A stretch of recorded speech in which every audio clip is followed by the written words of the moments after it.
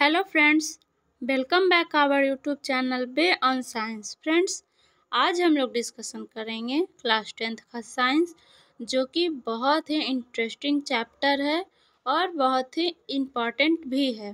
Friends, आज हम लोग डिस्कशन करेंगे अध्याय 4 कार्बन एवं उसके यौगिक। फ्रेंड्स, ये क्लास 10th साइंस है जो कि NCERT बुक है। चलिए फ्रेंड्स, हम लोग अपना डिस्कशन शुरू करते हैं। इस बुक को हम लोग पढ़ने के बाद हम लोग इसमें दिए हुए आंसर क्वेश्चन को भी करेंगे। तो चलिए शुरू करते हैं। इसमें दिया हुआ है, पिछले अध्याय में हमने अनेक यौगिकों का अध्ययन किया है जो हमारे लिए महत्वपूर्ण है। इस अध्याय में हम कुछ अन्य रोचक यौगिकों एवं उनके गुणधर्मों के बारे में पढ़ेंगे। यहाँ हम एक तत्व के रूप में कार्बन का भी अध्ययन करेंगे, जिसका हमारे लिए धात्विक एवं संयुक्त दोनों रूप में अत्यधिक महत्व होगा। फ्रेंड्स, यहाँ पे एक तरफ क्रियाकलाप दिया हुआ है 4.1 और एक तरफ कॉलम दिया हुआ है धातु से बनी वस्तुएं, कांच या मिट्टी से बनी वस्तुएं और अन्य। तो फ्रेंड्स, पहले हम लोग क्रियाकलाप करते हैं, जिसमें दिया हुआ है पहला, सुबह से अपने जिन वस्तुओं का उपयोग अथवा उपभोग किया हो उसमें से 10 वस्तुओं की सूची बनाइए। इस सूची को अपने सहपाठियों द्वारा बनाई गई सूची के साथ मिलाइए तथा सभी वस्तुओं को निम्नलिखित सारणी में वर्गीकृत करिए। फ्रेंड्स, ये तो हम लोग कर सकते हैं। एक से अधिक सामग्री से बनी वस्तुओं में उपयुक्त स्तंभों में रखिए। और फ्रेंड्स देखिए, आगे दिया हुआ है, अंतिम स्तंभ में आने वाली वस्तुओं पर ध्यान दीजिए। आपके शिक्षक आपको बताएंगे कि इनमें अधिकांश वस्तुएं कार्बन के यौगिकों से बनी हैं। इनका परीक्षण करने के लिए क्या आप कोई विधि सोच सकते हैं? कार्बन से युक्त यौगिकों को जलाने पर क्या उत्पाद मिलेगा? क्या आप इसकी पुष्टि करने वाले किसी परीक्षण को जानते हैं? आपके द्वारा सूचीबद्ध की गई भोजन, कपड़े, दवाओं, पुस्तकों आदि अनेक वस्तुओं इस सर्वोत्मुखी तत्व कार्बन पर आधारित होती है। इसके अतिरिक्त सभी सजीव संरचनाएं कार्बन पर आधारित होती हैं। भूपट्टी तथा वायुमंडल में अत्यंत अल्प मात्रा में कार्बन उपस्थित है। भूपट्टी में खनिज जैसे कार्बोनेट, हाइड्रोजन कार्बोनेट, कोयला एवं पेट्रोलियम के रूप में केवल 0.02% कार्बन उपस्थित है तथा वायुमंडल में 0.03% कार्बन डाइऑक्साइड उपस्थित है। आगे दिया हुआ है, तथा कार्बन डाइऑक्साइड उपस्थित है। प्रकृति में इतनी अल्प मात्रा में कार्बन उपस्थित होने के बावजूद कार्बन का अत्यधिक महत्व है। इस अध्याय में हम कार्बन एवं इन गुणों का अध्ययन करेंगे जिसके फलस्वरूप यह असमानताएं हुई है। पॉइंट दिया हुआ है फ्रेंड्स 4.1 कार्बन में आबंध संयोजी आबंध। पिछले अध्याय में हमने आयनिक यौगिकों के गुणधर्मों का अध्ययन किया। हमने देखा कि आयनिक यौगिकों के गलनांक एवं क्वथनांक होते हैं तथा ये विलयन में अथवा गलित अवस्था में विद्युत चालन करते हैं। हमने देखा कि आयनिक यौगिकों में आबंध की प्रकृति इन गुणधर्मों की व्याख्या करती है। सारणी 4.1 में कुछ कार्बनिक यौगिकों के गलनांक एवं क्वथनांक दिए हैं। यहाँ देखिए फ्रेंड्स, सारणी 4.1 है। कार्बन के कुछ यौगिकों की गलनांक एवं क्वथनांक, जैसे कि एसेटिक एसिड CH3COOH गलनांक दिया हुआ है केल्विन में और क्वथनांक भी केल्विन में यहाँ पे फ्रेंड्स दिया हुआ है।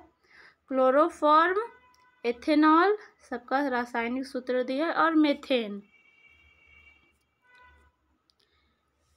आगे फ्रेंड्स देखिए, यहाँ देखते हैं, जैसा कि हमने अध्याय 2 में देखा कि अधिकांश कार्बनिक यौगिक अच्छे विद्युत चालन नहीं होते हैं। उपरोक्त यौगिकों के क्वथनांक एवं गलनांक के आंकड़ों के आधार पर हम निष्कर्ष पर पहुंच सकते हैं कि इन परमाणुओं के बीच प्रबल आकर्षण बल नहीं है। चूंकि अधिकांशतः ये यौगिक विद्युत के कुचालक होते हैं, अतः हम इस निष्कर्ष पर पहुंच सकते हैं कि इन यौगिकों के आबंध से किसी आयन की उत्पत्ति नहीं होती है। यहाँ फ्रेंड्स दिया हुआ है, देखिए, कक्षा 9 में हमने विभिन्न तत्वों की सहसंयोजन क्षमता तथा संयोजकता, इलेक्ट्रॉनों की संख्या पर इसकी निर्भरता के बारे में अध्ययन किया। अब हम कार्बन के इलेक्ट्रॉनिक विन्यास के बारे में अध्ययन करेंगे। कार्बन की परमाणु संख्या 6 है। कार्बन के विभिन्न कक्षों में इलेक्ट्रॉनों का वितरण कैसे होगा? कार्बन में कितने संयोजकता इलेक्ट्रॉन होंगे? हम जानते हैं कि बाहरी कोश को पूरी तरह से भर देने अर्थात उत्कृष्ट गैस विन्यास को प्राप्त करने की प्रवृत्ति के आधार पर तत्वों की अभिक्रियाशीलता समझाई जाती है। आयनिक यौगिक बनाने वाले तत्व सबसे बाहरी कोश से इलेक्ट्रॉन प्राप्त करके या उनका ह्रास करके इसे प्राप्त करते हैं। कार्बन के सबसे बाहरी कोश में 4 इलेक्ट्रॉन होते हैं तथा उत्कृष्ट गैस विन्यास को प्राप्त करने के लिए इसको 4 इलेक्ट्रॉन प्राप्त करने या खोने की आवश्यकता होती है। यदि इन्हें इलेक्ट्रॉनों को प्राप्त करना या खोना हो तो इसके लिए फ्रेंड्स देखिए, शर्त यह है, ये 4 इलेक्ट्रॉन प्राप्त कर C4, यहाँ माइनस दिया, ऋण आयन बना सकते हैं।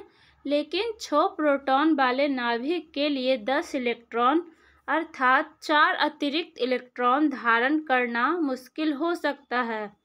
आगे दिया हुआ है फ्रेंड्स, ये 4 इलेक्ट्रॉन खोकर C4+ धनायन बना सकते हैं, लेकिन 4 इलेक्ट्रॉनों को खोकर 6 प्रोटॉन वाले नाभिक में केवल 2 इलेक्ट्रॉनों का कार्बन धनायन बनाने के लिए अत्यधिक ऊर्जा की आवश्यकता होगी। कार्बन अपने अन्य परमाणुओं अथवा अन्य तत्वों के परमाणुओं के साथ संयोजकता, इलेक्ट्रॉनों की साझेदारी करके इस समस्या को सुलझा लेता है। केवल कार्बन ही नहीं बल्कि अनेक अन्य तत्व भी इसी प्रकार इलेक्ट्रॉन की साझेदारी करके अणुओं का निर्माण करते हैं। जिन इलेक्ट्रॉनों की साझेदारी की जाती है वे दोनों परमाणुओं के बाहरी कोश के ही होते हैं तथा इसके फलस्वरूप ही दोनों परमाणु उत्कृष्ट गैस विन्यास की स्थिति को प्राप्त करते हैं। कार्बन की यौगिक की चर्चा करने से पहले इलेक्ट्रॉनों की साझेदारी से बने कुछ समान अणुओं को समझते हैं। देखिए फ्रेंड्स, यहाँ दिया हुआ है चित्र 4.1, इसमें दिया हुआ है फ्रेंड्स, देखिए, इस तरह से बने अणुओं में सबसे सामान्य अणु हाइड्रोजन का है। जैसा कि आपने पहले अध्ययन किया है, हाइड्रोजन की परमाणु संख्या 1 है, अतः इसे K कोश में 1 इलेक्ट्रॉन है तथा K कोश को भरने के लिए इसको 1 और इलेक्ट्रॉन की आवश्यकता होती है। इसीलिए हाइड्रोजन के 2 परमाणु अपने इलेक्ट्रॉनों की साझेदारी करके हाइड्रोजन का अणु H2 बनाते हैं। परिणाम स्वरूप हाइड्रोजन का प्रत्येक अणु अपने निकटतम उत्कृष्ट गैस हीलियम के इलेक्ट्रॉनिक विन्यास को प्राप्त करता है, जिसके K कोश में 2 इलेक्ट्रॉन होते हैं। संयोजकता इलेक्ट्रॉन दर्शाने के लिए हम बिंदु अथवा क्रॉस का उपयोग कर सकते हैं, जो कि चित्र देखिए फ्रेंड 4.1 में दिखाया गया है। हाइड्रोजन का एक अणु, यहाँ देखिए फ्रेंड्स, हाइड्रोजन परमाणु है, यहाँ पे संयोग कर दिया H2, साझेदारी के इलेक्ट्रॉन को यहाँ पे दिखाया गया है। आगे देखिए फ्रेंड्स, दिया हुआ है इलेक्ट्रॉन के सहभागी युग्म हाइड्रोजन के दो परमाणुओं के बीच एक आबंध बनाते हैं। एक आबंध को दो परमाणुओं के बीच एक रेखा के द्वारा भी व्यक्त किया जाता है, जैसा कि चित्र 4.2 में दिखाया गया है। अब देखिए फ्रेंड्स, ये जो है इसको यहाँ पे डैश के द्वारा भी दिखाया जाता है। हाइड्रोजन के दो परमाणुओं के बीच एकल बंधन, रेखा से भी दिखा सकते हैं, वही लिखा हुआ है के बीच एक रेखा द्वारा व्यक्त किया जा सकता है। आगे है फ्रेंड्स, क्लोरीन की परमाणु संख्या 17 है। इसका इलेक्ट्रॉनिक विन्यास तथा संयोजकता क्या होगी? क्लोरीन द्विपरमाणु कणों यानी कि Cl2 बनाती है। क्या आप इस अणु की इलेक्ट्रॉन बिंदु संरचना बना सकते हैं?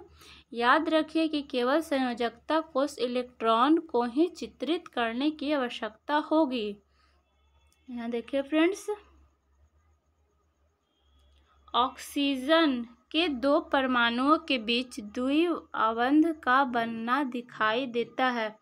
ऐसा इसलिए होता है क्योंकि ऑक्सीजन के परमाणु के एल कोश में 6 इलेक्ट्रॉन होते हैं। ऑक्सीजन की परमाणु संख्या 8 है तथा इसके अष्टक पूरा करने के लिए 2 और इलेक्ट्रॉनों की आवश्यकता होती है। अतः ऑक्सीजन का प्रत्येक परमाणु ऑक्सीजन के अन्य परमाणु के साथ 2 इलेक्ट्रॉनों की साझेदारी करता है, जिससे हमें चित्र 4.3 के अनुसार संरचना प्राप्त होती है। देखिए फ्रेंड्स, इस तरह से ऑक्सीजन परमाणु है। ऑक्सीजन का फ्रेंड्स यहाँ पे देखिए ऑक्सीजन परमाणु है, अणु है O2, और इस तरह से डबल जो है बाउंड यानी कि 2 परमाणु बंध से यहाँ पे ऑक्सीजन का बीच है जो दोहरा बंध दिखाया गया है। यहाँ देखिए फ्रेंड्स, ऑक्सीजन के प्रत्येक परमाणु के द्वारा प्रदान किए गए 2 इलेक्ट्रॉनों से इलेक्ट्रॉनों के सहभागी युग्म प्राप्त होते हैं। इसे 2 परमाणुओं के बीच द्विआबंध बनना कहते हैं। क्या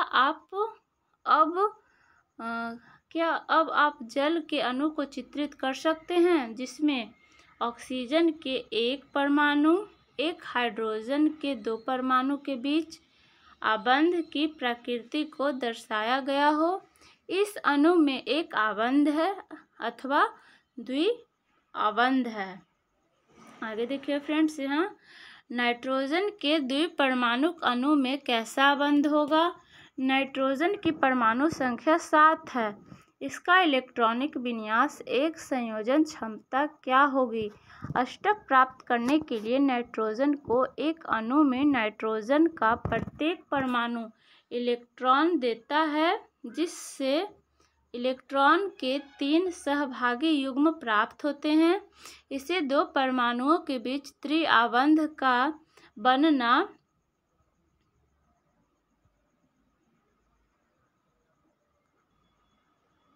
कहा जाता है। N2 की इलेक्ट्रॉन बिंदु संरचना तथा इसके त्रिआबंध को चित्र 4.4 के अनुसार दर्शाया जा सकता है। देखिए फ्रेंड्स, चित्र 4.4 नाइट्रोजन का ये परमाणु है और N2 अणु है। यहाँ देखिए फ्रेंड्स, X को ट्रिपल बॉन्ड से यानी कि नाइट्रोजन के 2 परमाणुओं के बीच त्रिआबंध को दर्शाया गया है। आगे दिया हुआ है फ्रेंड्स, देखिए अमोनिया के अणु का जो सूत्र होता है दिया हुआ है फ्रेंड्स, NH3 है। क्या आप इस अणु की इलेक्ट्रॉनिक बिंदु संरचना को चित्रित कर सकते हैं जिसे यह दर्शाया गया हो कि कैसे भी जो है 4 परमाणुओं को उत्कृष्ट गैस विन्यास की स्थिति प्राप्त हुई? इन अणुओं में एक द्वि अथवा त्रि कौन सा आबंध होगा? अब हम मीथेन को देखते हैं जो कार्बन का यौगिक है। ईंधन के रूप में मीथेन का अधिक उपयोग होता है। तथा यह बायोगैस एवं संपीड़ित गैस CNG का प्रमुख घटक है। यह कार्बन के सर्वाधिक सरल यौगिक में से एक है। मीथेन का सूत्र CH4 है। जैसा कि आप जानते हैं, हाइड्रोजन की संयोजकता 1 है। कार्बन चतुस्संयोजक है क्योंकि इसमें 4 संयोजकता इलेक्ट्रॉन के होते हैं।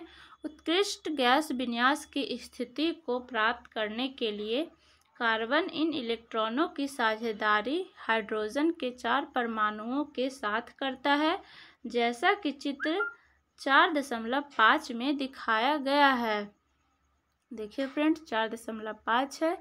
यहाँ पे मीथेन की इलेक्ट्रॉनिक बिंदु संरचना को दिया गया है। यहाँ देखिए, इस तरह से CH4 इस तरह से इसका संरचना बन जाएगा। देखिए फ्रेंड्स, आगे देखते हैं।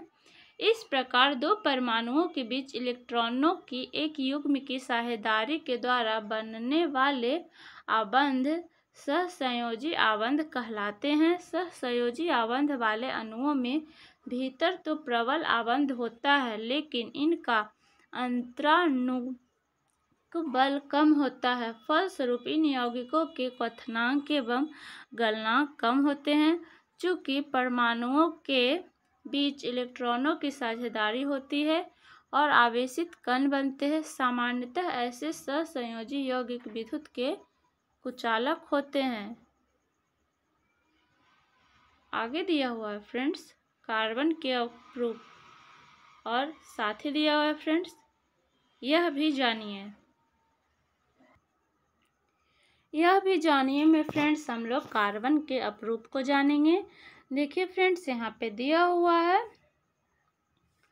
प्रकृति में कार्बन तत्व अनेक विभिन्न भौतिक गुणों के साथ विविध रूपों में पाया जाता है। हीरा एवं ग्रेफाइट दोनों ही कार्बन के परमाणुओं से बने हैं।